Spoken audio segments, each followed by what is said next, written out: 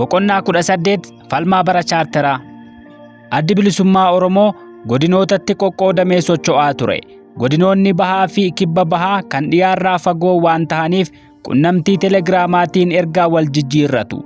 Qunnamtii akkasiin ammoo dhimmoota fafardii siyaasaa fi imaammata ilaaluu bulleessanii mari'atanii murteessuun salphaan turre. Kanaafuu gaafatamni hojii dippiloomaasii fi hariiroo dhaabota siyaasaa waliinii hogganoota godina dhihaatti kenname. Mootummaan Dargii akka kufuu ifa bahaa yeroo dhufutti jijjiirama mootummaa dhalatu keessatti biyyi akka hin jeeqamnee fi saamichi akka hin mudannee fi akkaataa mootummaan itti aanu utubame taliigaan biyyaa nagaan itti fufuuf mariin barbaachise. Affeerraa fi gidduutti argamiinsa Ameerikaatiin warri buqqa'uu mootummichaaf caalaatti gumaachan EPLF, TPLF fi OLF biyya Ingilizii Londanitti caamsaa bara 1991 wal gahan. Walga'iin sunis London Conference jedhama ture. Gara adda bilisummaa Oromoo irraa jila Leencoo Lataan durfamutu hirmaate. Waraanni Dargii baqachuu malee gadi dhaabbatee loluu waan dhiiseef waraanni EPRDF kan EPLF'n gargaaramee yeroo yaadame dura Finfinnee seenuuf carraa argate. Seenuuf deeggarsa Ameerikaa irraa karaa bakka bu'aa Ameerikaa gaafatamaa dhimma Afrikaa Herman Cohen waan argataniif utuu walga'ichi hin jalqabamin Finfinnee seenan. Kun ta'uun barbaachisummaa walga'ichaa haqe. Akka balaa fi jeequmsi hin dhalatne EPRDF gaafatama akka fudhatu jedhame. Sanbooda mootummaa waloo fi ce'umsaa uumuuf karaa hundayyuu akka irratti dalagamu yaadaan walii galuurra gahame. Haala fuula duraa irratti dhaabbii Ameerikaa ibsuuf Herman Cohen yoo dimokiraasiin hin jiraanne deeggarsi keenya hin jiraatu jedhee ture. Addi bilisummaa Oromoo mudaa keessa hafuun qabu hambisuuf itti seene malee dhimmi chaartara seenuu fi dhiisuu irratti mari'atee sirnaan murteeffatee fi guutuutti itti amanee miti. Sanarratti hojjetaa kanneen turanii fi itti gaafatamni hojichaas isaanitti kennamee waan tureef yaada jaallan godina dhihaa fudhanneeti. Haga malu hubannee miti jechuuf malee isaan itti amananii nuti itti amanuu dadhabne yookiin dura dhaabbanneeti jechuu keenyas miti. Haalli isaa sardaa fi mariifuu kan nuuf aanja'in turre. Kan waliin jenne Finfinneetti wal haa geenyuudha. Akka hubannoo irra guddaa keenyaatti chaartarichatti dhimma baanee akeeka keenya fiixaan baafannaaf malee kaayyoo adda bilisummaa Oromoo lakkifnee Itoophiyaa dimokiraatessinaa jennee hin turre. Chaartara jechuun afaan Ormaati. Waliigaltee yookiin kontoraataa jechuudha. Ijoo dubbii irratti waliif galanii fi waliin hojjetan tarrifatanii waliin hojii akeekatameetti bobbahuudha. Maqaan kun heera bulchiinsa yeroo Itoophiyaa kufaatii Dargii booda moggaafamee fi waliigaltee mootummaa yeroo ce'umsaati. Chaartara sana bakka bu'oota adda bilisummaa Oromootu wixine. EPLF, TPLF fi OLFtu irratti mari'atee biyya Eertiraa bakka Sanaafee jedhamutti irratti waliif gale. Dhaabota sadeen irraa Isaayaas Afeworqii EPLF irraa, Leencoo Lataa OLF irraa fi Mallas Zeenaawwii TPLF irraa mataa itti ta'uun hirmaataniiru. Adoolessa bara 1991 keessa walga'ii yookiin konferensii Adwaayii yookiin EPRDF dabalatee jaarmiyoota siyaasaa Itoophiyaa 28 dhiyeessuun argamanii chaartaricha mirkaneessan. EPLF Itoophiyaa irraa bilisa of baasuu fi dhimma biyyattii keessaa harka fudhachuu agarsiifachuuf ala of baafte. Adda bilisummaa Oromoo, TPLF fi jaarmiyooleen siyaasaa Itoophiyaa hafan chaartaricha irratti hundaa'uudhaan mootummaa yeroo ce'umsaa utuban. Barcumni caffee Itoophiyaa yookiin paarlaamaan Itoophiyaa akkuma jabina qabanitti jaarmiyootaaf yommuu hiramu TPLF haga fedhu qooda leencaa hammaarratee fakkeessaaf haga hafte kaan irra bubbuuse. TPLF barcuma 36 dhaabota miseensota EPRDF ta'an sadeeniif 12 adda bilisummaa Oromoof 12 ramadame. Shiraan qooda dhaabota sadii dhaaba tokkichaaf kennanii jechuudha. EPRDF dhaabuma tokko ture. Warri barcuma argatanii fi homaayyuu hin argatiinis turaniiru. Aangoo ministeerummaas akkasuma godhan. Hedduuminaa fi ministeerota furtuu ta'an EPRDF ramadanii adda bilisummaa Oromoof 4 kanneen ministeera barnootaa Jaal Ibsaa Guutamaa, ministeera beeksisii Jaal Diimaa Noggoo, ministeera daldalaa Ahimad Huseenii fi Zagayyee Asfoo ministeera qonnaa qofa hayyaman. Ambaasaaddarummaas akkasuma Kaayirootti Jaal Abbaa Biyyaa Abbaa Joobir, Jenevaatti Jaal Abbiyyuu Galataa, Zimbaabuweetti Jaal Qaxalee Waaqjiraa, Afrikaa dhihaatti Jaal Lubee Birruu fi Tookiyootti Jaal Baqqalaa Galataa ramadan. jarri EPRDF aangoo ammaarratanii fi olaantummaa humna waraanaa qabanitti dhimma bahuudhaan waa hunda of jala galchanii fi dhuunfatanii jaarmaalee kaan adda bilisummaa Oromoo dabalatee socho'uu dhorkan. Carraa filmaataa fi heera biyyichaa tumuun murtii uummataaf yookiin riferendamiif dhiyeessuu balleessan. Addi bilisummaa Oromoo haala waliin deemuu hin dandeenye irra waan gaheef mootummaa ce'umsaa lakkisee bahe yookiin bahuuf dirqame. Maaltu kanatti geesse? Kan kana fide TPLF kan EPRDF'n huwwifame olaantummaa humna waraanaa fi jaarmiyaa qabaachuu fi sanatti dhimma baate mirga dimokiraasii fi namoomaa ugguruudha. Aangoo mana marii wayyabaa qabattee kaabinee ministeerotaa keessatti bakkoota murteessoo fi haga murteessoo namoota ofii qubsiifattee waraanni EPRDF waraana ittisa biyyichaa akka ta'u ofumaaf murteessite waraanni bilisummaa Oromoo akka garaa gurguddaa fi magaalota gurguddoo irraa hiiquu gaaffii dhiyeessite. Waraanni bilisummaa Oromoo akka hiikkatu fedhuunis tureera. Kana hunda addi bilisummaa Oromoo hin fudhanne. EPLF yookiin Shaabiyaan ifatti EPRDF'if looguu jalqabe. Afaaniin qaama walabaa of fakkeessaa hojiidhaan wayyaanee deeggare. Haga yommuu wallolle humnaan bira dhaabbachuutti ga'e. Deemsa keessa mootummootii warra dhihaas madaala humnaa ilaalanii EPRDF'n tinnisuu eegalan. Gocha farra dimokiraasii EPRDF raawwatu utuu arganii akka waan hin argineetti balaaleffachuu dhiisan. Kun TPLF yookiin EPRDF'n hojii badii irratti jajjabeesse. Waajjiraalee adda bilisummaa Oromoo cufuu, dabballoota hidhuu fi ajjeesuu jalqaban. Sochii fi hojii adda bilisummaa Oromoo hundatti gufuu uuman. Naannoo adda bilisummaa Oromoo dhuunfate humnaan seenuuf yaalii waan godhanii fi waraanni bilisummaa Oromoo karaa makiinaa guddaa fi magaalota gurguddoo keessa hidhannoon akka hin sochoone EPRDF waan dhorkuu fedhuuf guyyuu walitti bu'iinsi mudataa ture. Haalli hammaachaa deemnaan lolli walitti dhaabbate kan hin hafne ta'uu mul'ataa dhufe. Filannoon sadarkaa onaatti akka godhamu yommuu murtaa'utti uummati waraana ganda keessa yaa'uun akka hin goolamneef waraanni hundi mooraatti akka galu namni adda bilisummaa Oromoo akka waan yaada dhiyeesseetti booda himame. EPRDF nuti waraana mootummaati gaafatamni biyya eeguu nutti kenname bakka hundatti socho'uuf mirginuuf eegamuu qabaa jedhanis warri gidduu jiran imbaasii Ameerikaa fi bakka bu'ootni EPLF hunduu akka mooraa galu yaada dhiyaate deeggaran. Fedhii nagaaf qabu agarsiisuuf waraanni wayyaanees akka mooraa galu fakkii tahuuf addi bilisummaa Oromoo humna ofii mooraa galchuuf tarkaanfii fudhachuu eegale. Mooraaleen waraanni bilisummaa Oromoo itti walitti qabaman karaa bahaa fi kibba bahaa Aallee, Gursum, Makkalaa, Arba Rakkattee, Machaaraa, Miichataa, Arba Guuguu fi Bidiree yommuu ta'u karaa dhiyaa ammoo Kiiramuu, Dambidoolloo, Koborii fi Aggaaroo fa'aa ture.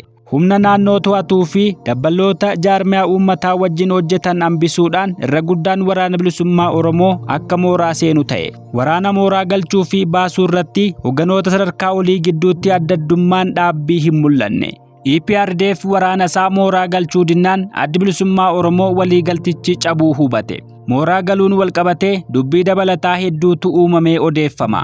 Akka waan waraanni bilisummaa Oromoo mooraatti naqamee hidhannoon irraa hiikamee marsamee rukutamee fi booji'ameetti afaan guutanii warri dubbatan jiru. Dhugaan jiru garuu rasaasni tokko yookiin qawween cabduun tokkoyyuu eenyuttuu hin kennamne. Mooraatti hin marfamne. Akka waliigalteen diigamee fi lolli walitti dhaabbate ta'uuf deemu hubannaan waraanni bilisummaa Oromoo akka mooraa bahee bakkoota murteessoo qabatu ajajni kenname. Qabeenyi mooraatti kuufame diinni fudhates hin turre. Kan ture duraanuu duubbeetti sochoofame. Diinni caalmaa humna namaa fi meeshaa lolaa waan qabaateef olaantummaa argachuun hin haalamu. Garuu jabinaa fi injifannoon diinaa ni bokoksame. Bakkoota hedduutti waraanni bilisummaa Oromoo dursee mooraa bahee tarkaanfii haleellaa fudhate. Mooraalee diinaa calanqoo, qobboo fi hirnaa turan irratti dursee tarkaanfii fudhateen miidhaa guddaa nyaapharraan ga'e. Sanbooda lolli walitti dhaabbate ji'ootaaf yommuu geggeeffametti hirrina dhiyeessii fi galaa waraana bilisummaa Oromoo mudateen diinni olaantummaa argate. Walumaa gala kaampilee waraanaa Huursoo, Dhidheessaa fi Zuwaay yookiin Baateetti kanneen ugguraman 20,000 ol ga'u turan. Irra guddaan isaanii loltoota haaraa humna ittisa uummataa fi hawaasa keessaa kanneen deeggartoota adda bilisummaa Oromoo ta'uutti shakkaman turan. Ajajootiin, dabballoonnii fi loltoonni waraana bilisummaa Oromoo hedduun kufaniiru. Miseensota gumii sabaa fi ajajootii olaanoo kanneen turan Jaallan Beeksisaa Seenaa fi Aannannoo Miixee warra erga harka diinaa bu'anii booda Huursootti ajjeefaman keessatti argamu. Waraanni bilisummaa Oromoo falmaa cimaa ji'oota duraanii irraa dandamatee irra deebi'ee of gurmeessee fi bifa garagaraan dhiyeessii guuttate. Humni haaraanis lakkoofsi wayyaan leenjifame. Bobbaan waraana bilisummaa Oromoo babal'atee lafoota duraan keessa socho'aa turetti deebi'e. Lolli itti fufe. Diinni akka hawwetti waraana bilisummaa Oromoo dhabamsiisuu hin dandeenye. Addi bilisummaa Oromoo maaliif karaa waraanaa hiriyoota isaa TPLF fi EPLF'n caalamee haalaa fi amalli TPLF utuu beekamu addi bilisummaa Oromoo maaliif chaartaratti seenee addi bilisummaa Oromoo chaartara seenuun utuu hafee hin wayyu ture jedhanii kanneen gaafatan jiru. Deebiin addi bilisummaa Oromoo kufaatii dargii dura waggoota lamaaf injifannoo gurguddaa galmeessee bakkoota hedduus dhuunfata ofii jala oolchuudhaan shaffisaan guddachuun ni ture. Ta'us warra EPLF fi TPLF kanneen gargaarsa mootummootaa dhaabbilee gargaarsaa fi amantii irraa argatanii nu dura humnaa fi hidhannoon cimaniin qixxaachuun salphaa hin turre. Dargiin akka nu eegneen alatti dafee waan kufeef utuu nuti bakkoota fardii tahan karaa guddaa makiinaa daandii baaburaa fi riqichaa Hawaash hin dhuunfatiin wayyaaneen makiinaadhaan Finfinneetii kaatee battalumatti Jigjigaan baate. Waraanni bilisummaa Oromoo miilaan magaalota gurguddoo seenuun torbanoota fudhate. Utuu wayyaanee Hawaash bira darbuu hanqisuutti milkoofneerra ta'e qoodaa fi aangoon addi bilisummaa Oromoo mootummaa ce'umsaa keessatti qabaatu kan turerra akka wayyu shakkiin hin turre. Akkuma dargiin akka nuti hin se'initti jarjaree kufe dhimmi chaarteraas utuu nuti haga gahu irratti mari'achuu fi sirnaan murteessuuf carraa hin argatiin lafatti nu qabate. Jaallan haga tokkotti dhimmichi dhiifatame. Godina Bahaarraa jarjaraan jaallan Galaasaa Dilboo fi Guutamaa Hawaas deemanii Finfinneetti jaallan godina Dhihaarraa dhufaniin wal qunnaman. Isaanuu haga gahu dursanii wal mari'achuuf utuu yeroo gahaa hin argatiin galma konferensichaa seenan. Booda jaalladhii gammadaas jaallan Finfinneetti hojii chaarterichaa dhimma mootummaa ce'umsaa wal qabateetti ramadamanitti dabalame. Chaartera seenuu haga keessaa bahuutti hogganootni humna biratti hafanii fi humni guutuun kan guyyuu wayyaaneen wal lolu waa'ee chaarteraa kan dhaga'u waanuma uummanni bal'aan Oromoo dhaga'uun addan turre. Warra mootummaa ce'umsaa fi warra dhaabaa adda bilisummaa Oromootti hojii adda qooddanne. Hunduu hojii naannoo jiruutiin liqimsame. Wayyaaneen kennuu fi fudhachuu hin beektu. Fudhachuu duwwaa fi hundarrattuu mohuu qabnaa jettee amanti. Hanga kana hunda ofittoo ta'uun seene. Addunyaanis ittiin dhiisuu jennee abdanneerra. Miidhama seenuu lagachuun nurraan ga'us hambisuu barbaanneerra. Karaa nagaatiin mirgi argamu jiraannaan akka nu jalan baanee fedhuunis ni ture. Kanaaf chaartericha irraa hirmaannee jedheen amana. Addi bilisummaa Oromoo uummata Oromoo kan ammaan dura qunnamee hin beekne waliin walitti bahe. Yeroo gabaabduu san keessatti dammaqiinsi waggoota hedduu darban keessa hin horatamiin argameera. Oromoon bakka hundaa odaa bultumitti, odaa roobaa, odaa bisilii fi odaa bulluqitti, dambidoollootti, dheeraatti yookiin itayyaattis, Finfinneetti fi bakkoota hedduu birootti walga'ee walitti marmee, walitti boohee, walitti gadoode. Walumatti bahuuyyuu bilisummaatti lakkaa'uudhaan kanneen imimmaan gammachuu bubuusan turaniiru. Akka walfaana bilisummaaf lolatan irbuu waliif seenan. Bakka bu'ootni Oromoo Walloos walga'iilee kanneen irratti argamanii falmaa waggoota 400f kophaa isaanii of tuultota Habashaa wajjinitti turan obbolaa isaaniif ibsan. Oromoon hafan gochaa Oromoo kaabaa saniin boonaa fi gaddis itti dhagahameera. Firaa fi diinni adda barame. Sun injifannoo bakki guddaan kennamuu fi qabudha. Leenjisaan cimsachuuf yeroo gahaa hin qabaatiin malee humnaa fi hidhannoo lakkoofsaan hedduu dabalanneerra. Falmaa san booda mudate irratti hidhamuuf wareegamuu fi irraa hafuufis geenyeerra. Warri yeroo ce'umsaa gabaabduu san keessatti aangoo itti kennametti dhimma bahuun saba isaaniif bu'aa buusanis turaniiru. Utuu jalqabumarraa kaafnee wayyaaneen wal lollee isheen humnaan nurra wayyaa waan turteef dirree lolaa keessa turretti akka ittifamuun malu tilmaamuun sirriidha. Ummatuma keenyaan wal hin barru. Ummanni keenya dilas walitti dhangala'uuf carraa hin argatu ture. Addi bilisummaa Oromoo sadarkaa addunyaattuu hagas dhageettii fi beekamtii hin argatu. Humna kan jaraan walgitu qabaachuu dhabaa fi itti qophoofnee seenuuf aanjaan nutti hir'achuu irraa kan ka'e haga maluu irraa buufachuu baannus chaartera irraa hafuu caalaa irraa hirmaachuun akka wayyuu hojiin mul'ateera. Warri Itoophiyummaa fudhachuuf yoo fedhii hin qabaatiin maaliif chaartera irraa hirmaattanii jedhanis ni jiru. Itoophiyummaa fudhachuuf chaartara hin seenne. Chaartarichatti dhimma baanee uummanni keenya deemsa keessa hiree isaa rifarandamiin akka murteeffatu karaa ciruuf ture. Sun hanqachuu arginaan baaneerra. Hundi isaa marii fi walgahii murteeffamee hin raawwatamne. Wanneen hedduun tasuma waan tatta'aniif walmariif carraa argachuun achi haafuuti. Kan bakkatti argameeyyuu wanneen gaafatama qabaanneef irratti haga ga'u gilgaalee fi itti yaadee tarkaanfii fudhachuuf aanjaan hin turre. Barri chaartaraa nagaa fi lola gidduutti dhiifamne boqonnaa qaamaa fi sammuu kan itti dhabnedha. Kanneen firaa fi hiriyyaa teleefoonaanuu hiyyaafachuu fi dubbisuuf carraa hin argatiin ni turan. Haaluma hamaa san keessatti kanneen bilisoomne se'anii of dagatanii fi bashannanuu jalqabanis mul'ataniiru. Rasaasni harkaa dhumachuutti dabalee laayyootti harka kennuu fi booji'amuu kan fide hidhannoon sammuu hiikamuudha. Qabsoo hidhannoo balfuun yookiin abdii irraa murachuun karaa nagaa hordofuun Itoophiyaa dimokiraatessuuf hojjechuu akka wayyuu yaadni biqile. Yaada sanaaf maqaan adda bilisummaa Oromoo karaa nagaa yookiin Salaamaawii Oneeg jedhamu kenname.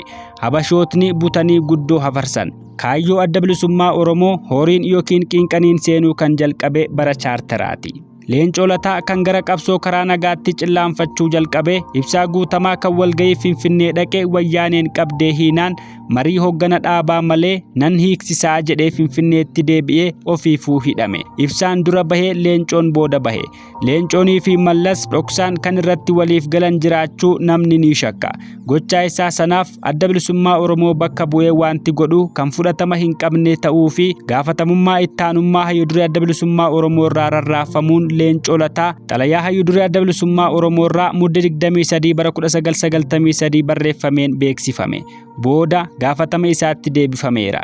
Chaartara keessaa baanee falmaan wayyaanee wajjin goone hadhaawaa ture. Humni bara chaartaraa horatame leenjisaa fi muuxannoo gahaa waan hin qabneef irra guddaan laayyootti bittinnaawee harka diinaa bu'uudhaan hidhame. Kanneen diina fixanii gootummaan wareegamanis hedduu turan. Jaallan Guutamaa Hawaas yookiin Jamaal Roobalee gaafa 14 ji'a Afuraffaa bara 1994 Baalee Haxaballaattii fi Burrisoo Booruu yookiin Abdul Maalik Umar Abdul Shakur waxabajji 10 bara 1995 Bookee Kiphootti kanneen falma san irratti nu duraa wareegaman keessatti argamu. Haala san keessatti isaan dhabuun wareegama ulfaataa ture. Lolli Haxaballaa kan ta'e humni keenya zoonii kibba bahaa guutuun guyyoota 9f bakka tokko turuu diinni dhaga'ee itti qophaa'uudhaan gaafa guyyaa 10ffaa dhufe lola jalqabuudhaan ture. Walgahii humna waliigalaa fi kan hogganootaas addatti godhamaa ture.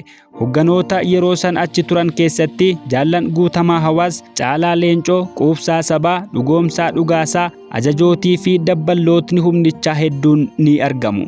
Lolichi guyyoota 3f walitti dhaabbatee deeme. Guyyaa duraa injifannoo waraana bilisummaa Oromootiin aduun dhiite. Diina irraa loltuun ajjeefamee lafatti argame 105 ture. Guyyaa lammaffaa diinni dirmachuu fidachuudhaan lolli cimee oole. Gaafa sadaffaa lolli itti fufee humni keenya adda babahee lole. Deebuu fi beellis diina biraa tahan. Diina irraa namni 35 lafa hin beekne keessatti beelaa fi dheebuudhaan dhumanii reeffi isaanii booda argameera. Kanneen lola irratti wareegaman malee lafa baduu yookiin wallaaluudhaanii fi dheebuudhaan kanneen gaaga'aman waraana bilisummaa Oromoo irraa Jaallan 15 ni ga'u. Kanneen fincaan ofii fi kan walii dhuganii lubbuun dandamatanii humnatti deebi'anii turan. Jaal Guutamaa Hawaas adda baba'iinsa san keessatti humna xinnaa wajjin ba'uuf osoo sochii irra jiranii lola ta'e irratti gootummaadhaan wareegame. Humni gaafas nu duraa faca'ee garii haga biyya ollaatti deemeera. Hanga diinni odeeffannoo argattee wal dirmachiiftee dhuftetti achi turuutu wareega ulfaataa san nu baasise. Haala waraanawaa keessatti marii fi mormii dheeressuun mudaa qaba. Humna guddaan bakka tokko yeroo jiranitti diina duraan miliqanii lola hambisuun hin salphatu. Haguma diina miidhamuunis mudata. Lola Haxaballaa irratti kan ta'e sana. Hammeenyi haala qilleensaa fi lafa wallaaluunis mudaa gumaache qaba. Lolli Bookee yookiin Kiphootti kan ta'e humna mooraa Duubbee keenyaa kan Raasaa Qumbiirraa gara Bookee yookiin Raamisitti cehe wajjini. Gaafa san Jaal Burrisoo dabalatee miseensonni moorichaa hedduun busaadhaan qabamanii dhukkubsataa turan. Mooraaleen waraana bilisummaa Oromoo gooroo Bookee irraa turan mooraan Jaal Burrisoo faa Qumbiirraa Bookeetti ce'uu odeessa hin arganne. Haala falmaa ulfaataa mudateerraa mooraaleen dhaabaa hundi socho'oodha. Akka yeroo haalli wayyaa mooraan bakka tokko hin turtuu jechuudha. Humna ittisa moorichaa fi garuu yookiin irree barruutu waliin ture. Humni diinaa riphiftee halkaniin karaa irraa goraa waan deemteef utuu hin eegaminii fi hin dhagahamin kiphoo geesse. Otoo waardiyyaan keenya hin argin mooraa waraana bilisummaa Oromoo ta'uu adda baafatte. Humna qooddee hurrumatti dahattee darbuun karaa silaa humni keenya ba'u humna isii qubsiisuun cufte. Karaa dhufterra dhukaasa bantee lolli yommuu jalqabamu jaallan duubeetti ba'uuf socho'an diina bakka qabatetti dirman. Jaalburrisoo fi humni waardiyyaa kan waliin turan ofirraa ittisaa gara laga Waabeetti goranii bahuu yaalan. Humni diinaa waan irra caaltee fi Waabeenis guutee kan hin ceesifne waan ta'eef bahuu hin dandeenye. Qarqara laga Waabeetti jaallan waliin turan hunduu wareegaman. Kanneen madaawan harka diinaa seenuu diddaaf boombii ofitti dhoosan. Jaalburrisoo boruu haala san keessatti gootummaan wareegame. Jaallan gaafa sana wareegaman keessatti Lungoo, Tarree fi Lalisee Nadhii ni argamu. Warra wareegaman keessatti Jaalburrisoo boruu argamu diinni adda baafattee guddoo gammadde. Telegiraamaan odeessicha waliif dabarsitee ajajootiin waraanaa wayyaanee Saamoraafaan helikoophteraan dhufanii mirkaneeffatan. Gaafuma lola kiphoosan dhassaatti lolli walakkaa guyyaa fudhate waraana bilisummaa Oromoo kan miseensota didamee dantaa waraanaa walgayii irra turan hundi keessatti argamanii fi wayyaanee gidduutti ta'eera. Yeroon sun ija lolaatiin kan duraa fi duubbeen keenya adda wallaalame ture. Baddaarraa gadi gammoojjiirraa ol nutti duulaa turte. Bakka makiinaan hin geenyetti helikoophitera fayyadamteetti. Eebba waraana leenjifamee kan lola kiphoo dura gogowaatti ta'e irratti loltuun waraana bilisummaa Oromoo gaafas harka diinaa bu'uu fi inni diina mooraa Jaalburrisoofaatti geessee jedhamee odeeffameera. Dubbii san mirkaneeffachuun hin danda'amne. Namni booji'ame kan beeku mooraa Qumbii yoo ta'e jalaa jijjiirratameera. Kan bookee beeka yoo ta'e mooraanuu reefuu waan achi dhufteef namni beekuu danda'u gowgow gahee lola irraa qooda fudhatee booji'amee diina fiduuf yeroon hin ga'u. Diinni riphxee darbuun mooraalee waraana bilisummaa Oromoo daguun lafatti qabuuf duuluun tooftaa lolaa wayyaanee beekamaa fi baratamaa ture. Tasa irraan baatee kan haala itti aanjeffattee lolte fakkaata. Gaafasis wareega ulfaataa baafne. Waraanni bilisummaa Oromoo mooraa bahee utuu hin turin Jaalnadhii Gammadaa yookiin Qaasim Haajii Usmaan Finfinnee bahee humna keenya arbaa guuguu ture qunname. Akkuma Jaalnadhiitti Finfinnee bahanii nagaan waraana bilisummaa Oromoo naannoo kibba bahaatti kanneen dabalaman Jaallan Guutamaa Hawaas, Bultuun Biyyoo, Addunyaa Nagaasaa, Abdii Raggaasaa, Haayiluu Daargeefaa fi Araarsaa fa'aa turan. Jaallan sanneen keessaa booda bahaa fi kibba Oromiyaatti kanneen darban turaniiru. Ajajootiin waraana bilisummaa Oromoo yeroos toora Jaalnadhiin gahee irraa deebi'essan turan Jaallan Hambisaa Soolee, Raggaatuu Roobaa, Gaaddisaa Badhaasoo fi Daamaafaa turan. Ajajootii maqaa dhahaman qunnamuun gabaasaan qabatamaan utuu irraa hin fudhatamin gariin isaanii wareegaman. Kaanis haala falmaa jabaateen adda babahanii qunnamtii ala tahan. Odeessi jetteen waltajjii dhaabaa gahaa turan tokko Jaalnadhiin dhufuun dhugaadha utuu hin turin garan irraa dhufettan deebi'aa jedhee nu biraa deemee kan jedhuu fi lammaffaan bakka irraa dhufetti deebi'uuf haga haala aanjeffatutti of wallaalchisee masgiida seenee jiraataa akka turee fi inni sadaffaan waltajjii hooggana dirree ture bira bookeen dhaqaa jennaan humna inni qunname irraa waardiyyaaf taakkiyaan tokko ramadamee fi waliin karaa bu'anii kan jedhudha. Yeroos humni diinaa bakkayyuutti facaatee waan turteef Jaalnadhiin haala lolaa fi lolaan alattis harka wayyaanee seenuun akka hin oolle shakkama. Wanti qabatamaan argamee fi dhagahame hin jiru. Maal akka isa godhan utuu adda hin ba'in garaanu nyaataa hafeera. Lolli ulfaataa fi kan adda hin cinne waggoota 5 deeme. Wayyaaneen tooftaa faallaa lola riphee lolaa nutti fayyadamtee ofiifuu riphee lolaa nutti taatee jechuudha. Nu dhokachuufis ta'e nu barbaaduuf holqa yookiin goda qilee fi hurruma ilmoon namaa hin seenne seenti turte. Mi'a wal qunnamtii gahaa waan qabduuf odeessa humna keenyaa bakka argattetti lola duraa fi boodas shaffisaan waliif dirmatti. Bakka mara keessa tamsaate baddaa fi gammoojjii waliin geesse. Naannoon bobbaa fi duubbeen qixa dirree lolaa ta'e. Halkanii guyyaa dammaqinaan diinni eeggatama. Humni keenya tokkichi saglii yookiin muraasni bakka jiraatutti adda addatti guyyaatti marraa 2 fi 3 lola seena. Sadarkaa hunduu daqiiqaa yartuu booda har'a boor yookiin iftaan nan madaawaa yookiin nan wareegamaa jedhee wareegama ofirratti eeguu ta'e. Falmaa hadhaawaa diina wajjin yeroo dheeraaf geggeeffame kanatti dabalee hir'inni rasaasaa, galaa, wal'aansaa fi uffataa sadarkaa obsaa fi murannoon irra aanuun hin danda'amne irra gahame. jiraachuuf akaakuu bineensaa keessaa kan lagatame hin turre. Waraanni bilisummaa Oromoo duula wayyaanee bara chaartaraa boodaan hin badiin bilisummaa dura duulaa fi rakkina qabsoo kamiinuu mohamee hin badu. Boqonnaa 19ffaan walitti deebina. Kan barreesse Jaallugaa Sabakakoo, kan seenesse Biqilaa Manuutii. Ammaaf kanuma. Nagaan.